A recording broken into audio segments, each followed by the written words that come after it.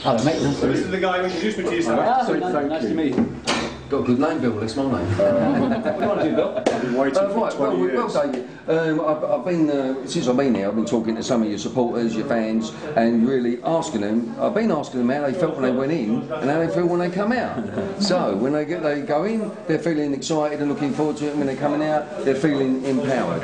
Now, you know what I'm interested in, David? I'm interested in institutional child abuse, really. And as you were saying in your talk, with the satanic rituals and the absolute horrors that are going with it. Now, you are one of the very few, let's say, can I call you celebrities? Oh, God, don't no. get the out with me. No, anyway. no. But you know what I mean. Oh, God, no. But you are speaking up. Yeah. And you're speaking up in a very strong way, you know, and it's my intention to put sort of your word across as you are talking about child abuse, especially the institutional, the satanic, etc., Right. etc., Okay. to victims and survivors. Right. So you seem to like, you're in that field now, and people are very interested in your opinions on it, Right. etc. So, as you know, I'm a victim myself. So Right. you're talking to a victim, Right. and I think that people do appreciate that. And you did come to the child abuse rally, and you did speak, and we did invite 650 members of Parliament. We now have one email. Oh, they're bloody you know. useless, aren't they? Exactly, David. So you know what I mean. So, what would you say to sort of survivors that are still sitting in the corners, self-medicating on drugs or whiskey, and looking for people to fight their fight? Or what would you say to motivate them, David? Well, the thing is that you can acquiesce and see yourself as a victim. And I do completely understand why people would see that, because some of the horrors that have been described to me just are beyond the imagination. But if we're going to bring an end to this, then those who have knowledge, those who have information and experience of this, need to do what they can to speak out, because Come forward. And you know, when you've been through the horrors that they've been through, how much worse can it get? Speaking out about it. So people call you crazy or whatever. So what? When you've been through what you've been through, what the hell is that? And you see, I am not a victim of child abuse. So therefore, I've got my understanding. Yeah, but you have empathy, David, Yeah, don't you? but and that's what you talk a lot about, empathy. You know, people with lack of empathy in Yeah. the show. You know, and I wholeheartedly agree with you there. How do we get that empathy into people? But the thing is that I have. Yeah, God, I'm still sweating. It's 9 hours in How have you been working on it? But I have got my understanding of what's going on from people who've experienced it, who told me the stories all over the world. And I'm now putting that information out and doing what I can, because I have the understanding, thanks to the people who've experienced it, who've given me that information. So the more people that say, okay, I'm not a victim. They've abused me, they've done this to me, they've treated me horrifically, but I ain't having it. I ain't going to be a victim. I ain't going to lie down. I'm going to step out and I'm going to speak my truth. And how people receive it is up to them. But I'm going to put this information into the public arena. And the more people that do, the more the common themes emerge of what's happening to people, the more credible the story becomes.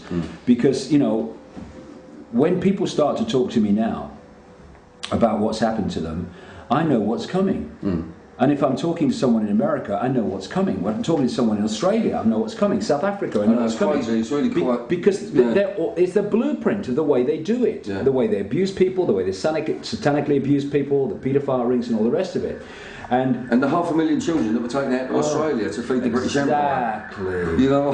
And that's nothing to do with paedophilia, is it? Yeah. I mean, what? Yeah. And the thing is that the more people speak out, the greater the body of information becomes, the more credible the fact that this is going on becomes.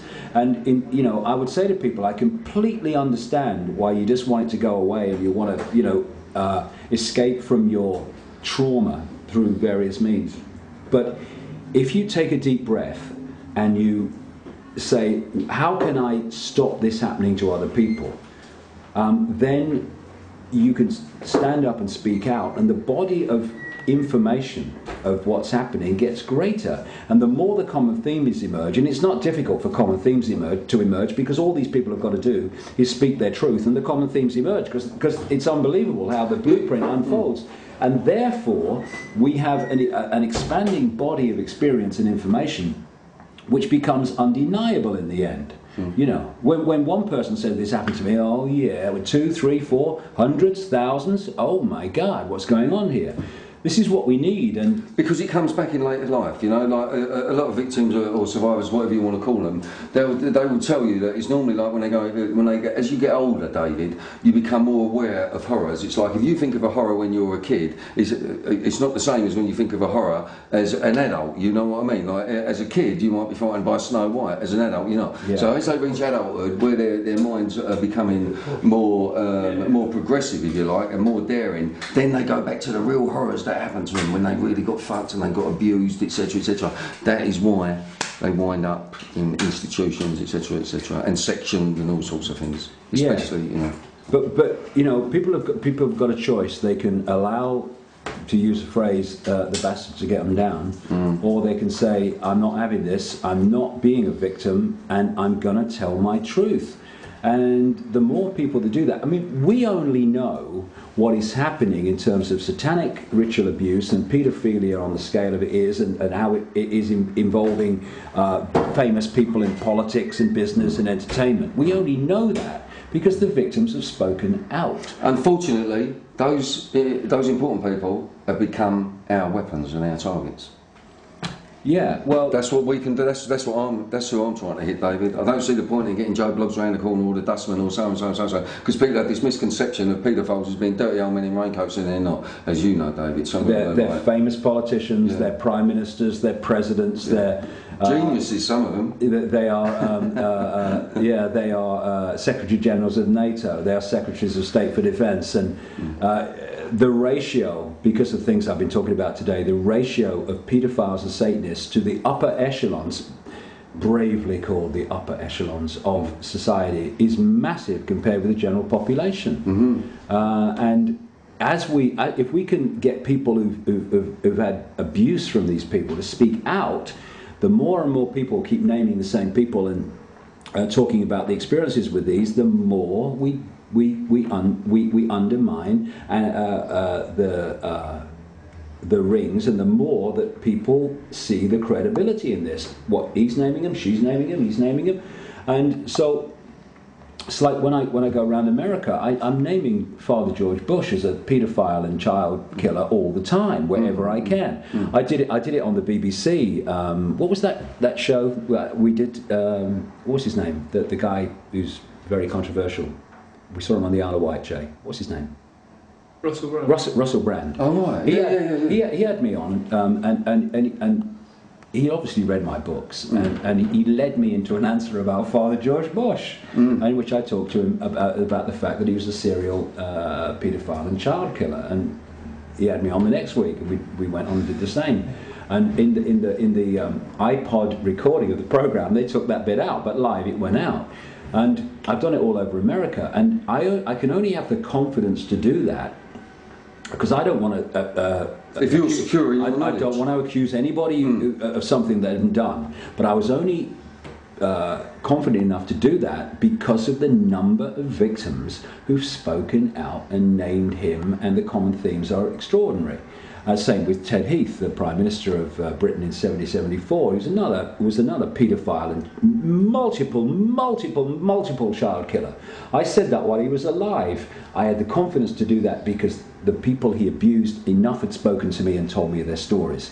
This is the power of Bill, of people not being a victim and saying, I'm not having this, I'm going to run straight at him. It is so powerful.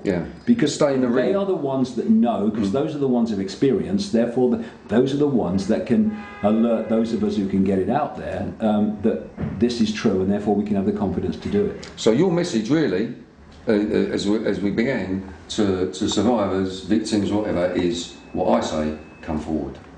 Come forward, speak out. And then we'll see how many there really is, David, won't we? And also, you know, thanks to you, Bill, and other people, we have a situation where there are people, ladies and gentlemen, who've gone through these horrors, who are listening, who know what you're saying is true because they've heard the story so many times. You know, people like me and Bill who've experienced it, my God, and other people, they're not any longer going to say, you must be joking, that's outrageous. We're going to listen, we're going to understand. So please, you have an ear here and tell us what you know, and we can communicate it. And the more we communicate, the more people will see that this is no bizarre, outrageous fantasy.